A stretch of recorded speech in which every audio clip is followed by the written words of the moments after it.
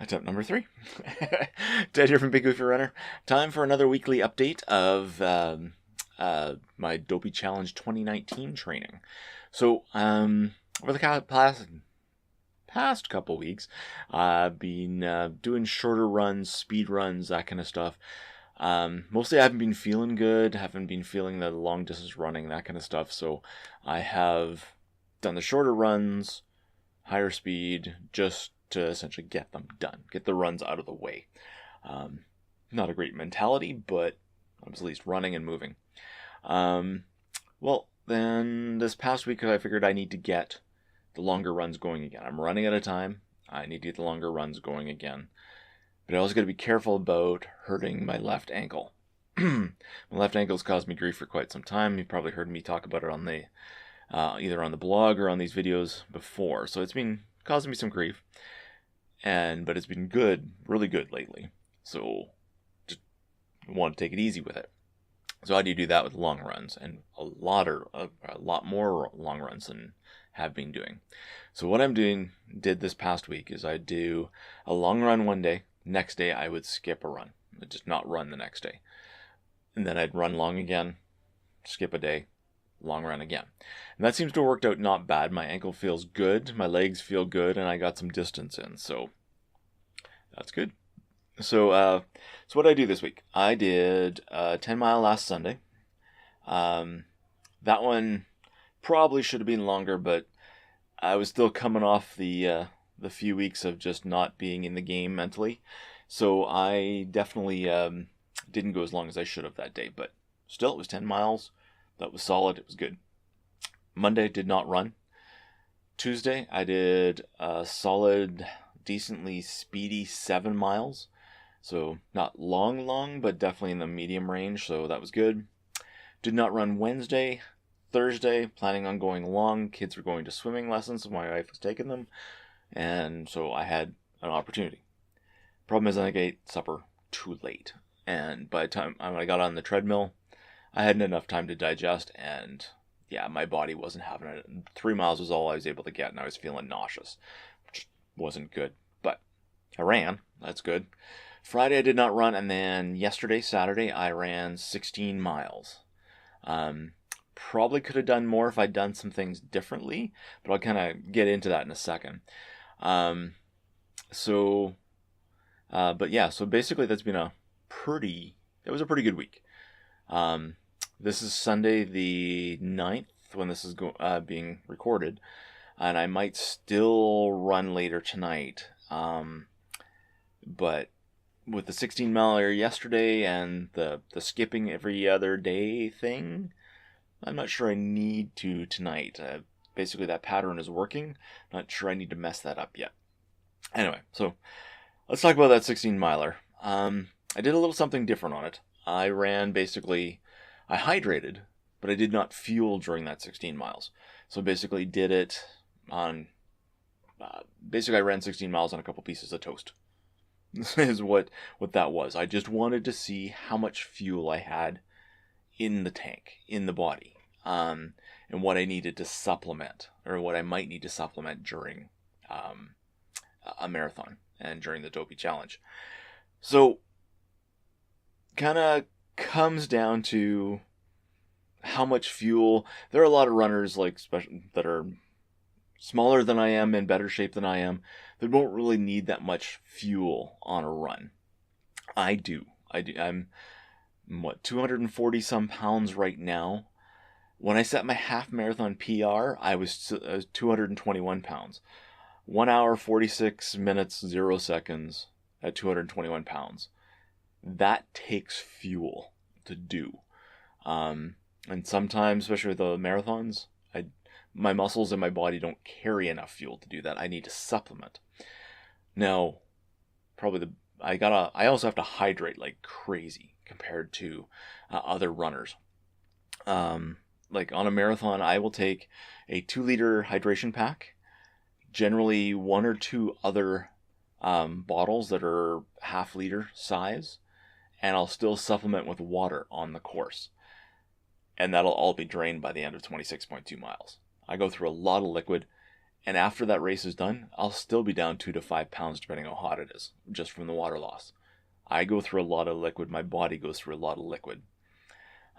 Others might go, you don't need that much liquid or whatever, but I do, and I have proof that I do.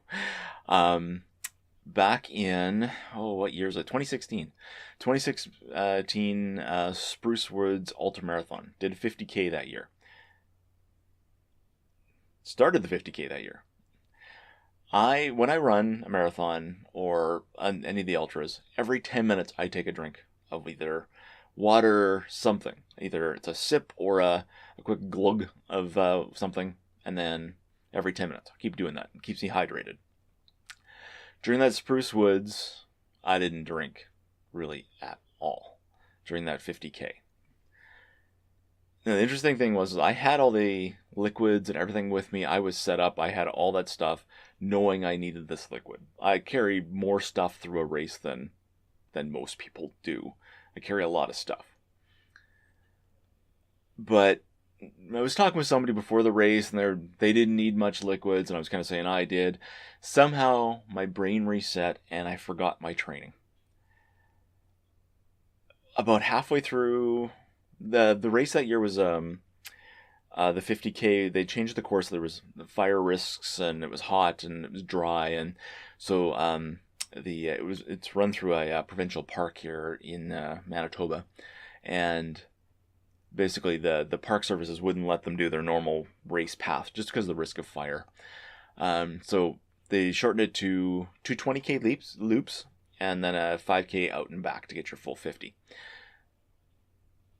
I was about halfway through the second loop of the 20K, so about 30 kilometers in, and I was in trouble. This is a very hilly course, lots of rolling hills up and down. There are a couple there's definitely one really rough hill in there, but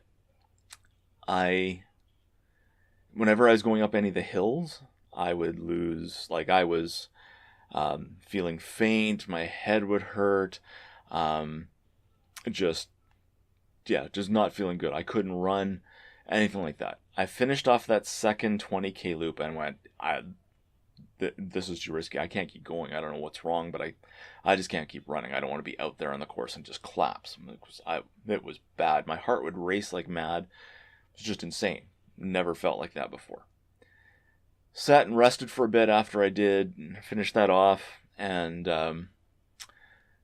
basically left and went home. Drove 2.5 hours home, drinking liquids the whole way home.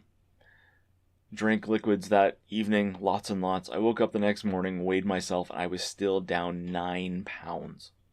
I checked my hydration backpack. It was still full. I hadn't drank on the race. It was hot, dry, 40 kilometers without any liquid. Bad. So now I drink. I have forced myself every 10 minutes I drink. I've gotten that in my head. It's clear. That's still my only do not finish on any race. The funny thing is, the next day I was able to run because I had hydrated again. This is just dehydration, not a good thing.